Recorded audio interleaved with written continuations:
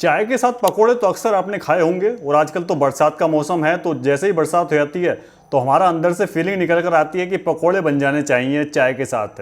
गर्म गर्म पकोड़े, गर्म गर्म चाय। इसी प्रकार से जैसे कि पिज्ज़ा हो गया, उसके साथ कोल्ड ड्रिंक अगर ना पी जाए तो आनंद नहीं आता है। ऐसे ही खाने के साथ अगर रायता ना हो, दही ना हो, तब आनंद नहीं आता है।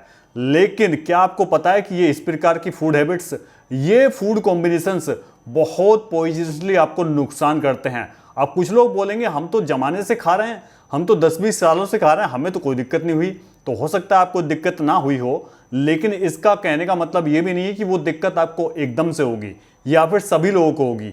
लेकिन आयुर्वेद के अनुसार ये किताब मेरे हाथ में आप देख रहे हो, इस किताब में वो लिखे, और ऐसी आपको कई किताबें मिल जाएंगी जो कि आयुर्वेदिक की बहुत बहुत पुरानी किताबें हैं। उन किताबों के अंदर आप पढ़ सकते हो, इंटरनेट पर जाकर आप सर्च कर सकते हो कि बैड फूड कॉम्बिनेशंस या फिर विरुद्धा आहार जिसको बोलते हैं आयुर्वेद की भाषा में।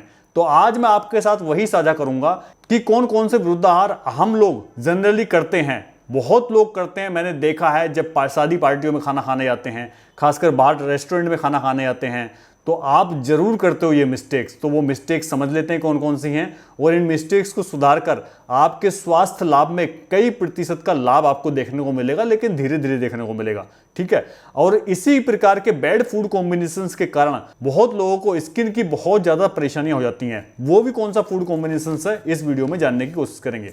तो सबसे पहले जो द्विदल होती हैं, यानी कि कोई दाल होती है, द्विदल वो होती है जैसे कि उड़द होता है। अब उड़द साबुत अलग है, राजमा साबुत अलग है, मूंग साबुत अलग है, लेकिन दाल उसकी अलग है। जब उसको दो दलों में बांट दिया गया, मूंग की दाल बना दी गई, उड़द की दाल बना दी गई। उड़द की दाल को माँ की दाल बोलते हैं। सभी दालों से ऊपर की कैटेगरी में रखा गया है उड़द की दाल को। पहले तो जब गाँव में मेहमान आते थे तो उनके लिए स्पेशली बनती थी उड़द की दाल, लेकिन आजकल तो सारी चीज़ें आम हो गई हैं, ना कोई खास है, ना कोई मतलब स्पेशल चीज़ उनको ट्रीट किया जाता है। लेकिन आप द्विदल के साथ कभी भी दही ना खाएं, रायता ना खाएं। और यदि आपको दही या रायता दाल के साथ लेना भी है तो उसका तासीर बदलकर आपको लेना पड़ेगा। तासीर कैसे बदलोगे उसको? उसके लिए आपको उसके अंदर छोंका लगाना पड़ेगा। छोंके के अंदर 2-3 चीजें आपको डालनी पड़ेंगी, सेंधा नमक या फिर काला नमक। वैसे तो दही के अंदर नमक डालना भी एक विरुद्ध आहार ही है, लेकिन मजबूरी है, यदि आपको टेस्ट उसका इतना भाता है कि आप बिना रायते दही के रह ही नहीं सकते हो, तो उसके अंदर थोड़ा सा छोंका लगाना है। उसके अंदर आपको अजवाइन भी डालनी है। जीरा तो डालते ही डालते हैं, लेकिन अजवाइन के साथ तड़का लगाकर आप इस प्रकार के बनाए गए रायते या दही को द्विदल के साथ कभी ले सकते हो। लेकिन उड़द की दाल के साथ तो आपको इसका तासीर बदल के भी नहीं लेना है। और जो आजकल का फैशन है कि आप बाहर रेस्टोरेंट में गए, बहुत सी नई जनरेशन को मैं खासकर देखता हूं कि पिज्जा के साथ, बर्गर के साथ, हॉट डॉग्स के साथ ऐसी गरम गरम डिशेज आपको रेस्टोरेंट में मिलेंगी, और उनके साथ कॉम्बो में, कॉम्बिनेशन में आपको सॉफ्ट ड्रिंक्स, कोल्ड ड्रिंक्स सर्व की जाती हैं। यानी कि एक तरफ आप गर्म खाना खा रहे हो, दूसरी तरफ आप एकदम चिल्ड कोल्ड ड्रिंक पी रहे हो। ये तो बिल्कुल विरुद्ध आहार है। इसको मत खाइए, इसको अवॉइड कीजिए। ये आपके शरीर के लिए बहुत ज्यादा हानिकारक है, बहुत ही घातक है। गर्म खाने के साथ कुछ भी बहुत ठंडा आपको पेय पदार्थ या बहुत ठंडा उसी के जैसा कुछ खाना नहीं लेना है। दो ऐसे प्रकार के खाद्य पदार्थ जिनके गुण और दोष दोनों भिन्न भिन्न है, ऐसे खाने को बिल्कुल भी साथ मिलाकर कभी भी ना खाएं। इस पुस्तक में भी लिखा है ऐसी 103 वस्तुएं हैं जिनको खाने से, जो विरुद्धाहार करने से आपको बहुत गंभीर समस्याएं हो सकती हैं, जो कि एक दूसरे के बिल्कुल खिलाफ हैं। जैसे कि प्याज और दूध। यदि आप प्याज के साथ दूध का सेवन करते हो, जैसे कि प्याज के पकोड़े भी एक उस कैटेगरी में आते हैं, आप उसके साथ चाय का सेवन करते हो। वैसे चाय का तासीर बदल गया है, लेकिन फिर भी उसके अंदर दूध की क्वालिटी है, तो दूध के साथ प्याज का कॉम्बिनेशन बिल्कुल भी सूटेबल नहीं है। यह बहुत खतरनाक है। इसी के कारण आपको 20 प्रकार की बहुत बीमारियां हो सकती हैं, जिनमें कि खासकर आपको त्वचा की, स्किन की बीमारियां हो सकती हैं, जैसे कि सोरायसिस है, एक्जिमा है, खाज खुजली है, और भी इस प्रकार की आपको त्वचा से संबंधित बीमारियां हो सकती हैं। इसी प्रकार से दूध और कटहल दोनों एक दूसरे के जानी दुश्मन हैं। अब क्यों है? वैसे तो कटहल क्षारीय होता है, लेकिन फिर भी इसको निषिद्ध माना गया है। तो कटहल जो है, इसके अंदर बहुत अधिक मात्रा में प्रोटीन होता है। यह अकेले में पर्याप्त भोजन है, इसको पचने में भी समय लगता है। और यदि इसके साथ आप दूध का या दूध से बने किसी पदार्थ का सेवन करोगे तो ये दोनों एक दूसरे के विरुद्ध हैं। इन दोनों को एक साथ नहीं लेना है।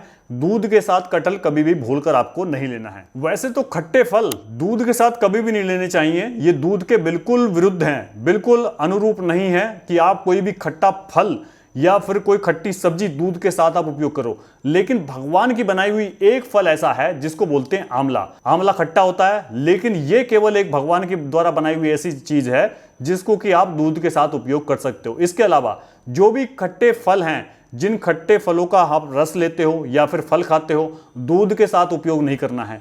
नींबू है या फिर संतरा है या फिर कच्चा आम है, इन फलों का आपका रस, जूस, शेक या फिर फल आप डायरेक्ट खाते हो तो दूध के साथ इनका सेवन कभी भी नहीं करना है। हाँ, पके हुए आम का आप सेवन दूध के साथ कर सकते हो कभी, लेकिन कच्चे आम का सेवन आपको दूध के साथ कभी नहीं करना है। शहद के साथ कभी भी घी का उपयोग ना करें, यह बहुत ही खराब प्रकार का जहर बन जाता है। लेकिन कुछ परिस्थितियों में शहद के साथ घी का उपयोग किया जाता है, वहां पर मात्रा शहद की और घी की कभी भी बराबर नहीं रखी जाती है।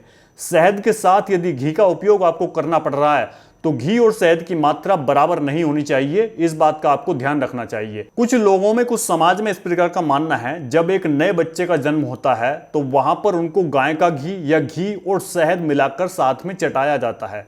तो ये एक सांस्कारिक प्रक्रिया है जो कि उन लोगों का ऐसा मानना है और वो इसको करते हैं, लेकिन ये प्रक्रिया बिल्कुल गलत है। आयुर्वेद के अनुसार मैं बोल रहा हूं, कोई मैं अपने की तरफ से नहीं बोल रहा हूं कि जो लोग पहले से कर रहे हैं वो गलत है।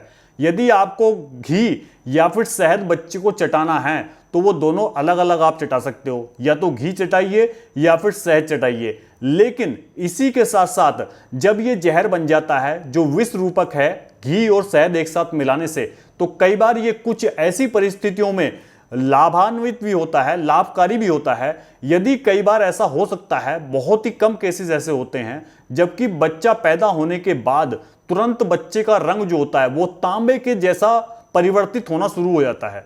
यदि किसी बच्चे के साथ, नवजात बच्चे के साथ ऐसा होता है तो इस स्थिति में, परिस्थिति में वहां पर घी और शहद की बराबर मात्रा देने से तुरंत लाभ मिलता है। यह आयुर्वेदिक की पुस्तक में लिखा हुआ है कि यदि किसी नवजात बच्चे का कलर, रंग तुरंत तांबे के जैसा होने लगे तो उसको बराबर मात्रा में घी और शहद मिलाकर चटाया जाए, जिससे उसको तुरंत लाभ मिलेगा। मैंने आपको शुरुआत में बताया था कि द्विदल यानी कि दालों के साथ दही का सेवन नहीं करना है, रायते का सेवन नहीं करना है। करना है तो उसको आपको तासीर बदल के करना है। और इसके साथ मैंने ये भी बताया कि उड़द की दाल को मां की दाल का दर्जा दिया गया है, सबसे ऊपर इसको रखा गया है। उड़द की दाल के साथ आपको कभी भी दही का उपयोग नहीं करना है, इसको अवॉइड करेंगे तो अच्छा है। यदि कोई व्यक्ति लगातार 6 से 8 महीने तक केवल उड़द की दाल के साथ दही खाता रहे तो उनको हृदयघात होने की समस्या बहुत ज्यादा बढ़ सकती है। हृदयघात होने की संभावनाएं बहुत ज्यादा प्रबल हो जाएंगी। इसी कारण से आपको कभी भी उड़द की दाल के साथ दही का उपयोग नहीं करना चाहिए। इसी प्रकार से यदि आप आयुर्वेदिक दवाओं के साथ अंग्रेजी दवाइयों का भी सेवन करेंगे तो ये आपके स्वास्थ्य के लिए लाभकारक नहीं, हानिकारक हो सकता है। तो इसमें हमने जाने कुछ ऐसे जरूरी पॉइंट्स, वीडियो और लंबा हो सकता है, बहुत सारे पॉइंट्स, बहुत सारे टॉपिक्स इस प्रकार के हैं जो कि विरुद्ध आहार पर मैं आगे और आपको बता सकता हूं, लेकिन यहां तक इतना बेसिक है, सबसे बेसिक है जो हर व्यक्ति को समझना और उपयोग करना चाहिए कि आपको इस प्रकार का विरुद्ध आहार अभी तक यदि आप करते थे तो आगे ना कीजिए। क्योंकि लोगों को तो यह भी नहीं पता है कि प्रॉपर तरीके से, सही ढंग से नहाना कैसे चाहिए। नहाने की भी एक प्रक्रिया होती है कि आयुर्वेद में अच्छे तरीके से बताया गया है। आपने सुना होगा कि फलाने व्यक्ति को नहाते समय हार्ट अटैक आ गया। अब ऐसा कौन सा कारण था कि नहाते समय हार्ट अटैक आ गया? तो नहाने का गलत तरीका आपको हार्ट अटैक तक पहुंचा सकता है। यदि आप जानना चाहते हो कि अच्छे सही तरीके से कैसे नहाया जाए तो उस पर मैं आपको एक छोटी सी वीडियो अलग से साझा कर दूंगा। कमेंट करके यदि आप बोलेंगे तो उस पर भी एक वीडियो लेकर आऊंगा। मिलते हैं फिर किसी नेक्स्ट वीडियो में, तब तक के लिए नमस्कार, जय हिंद, जय भारत।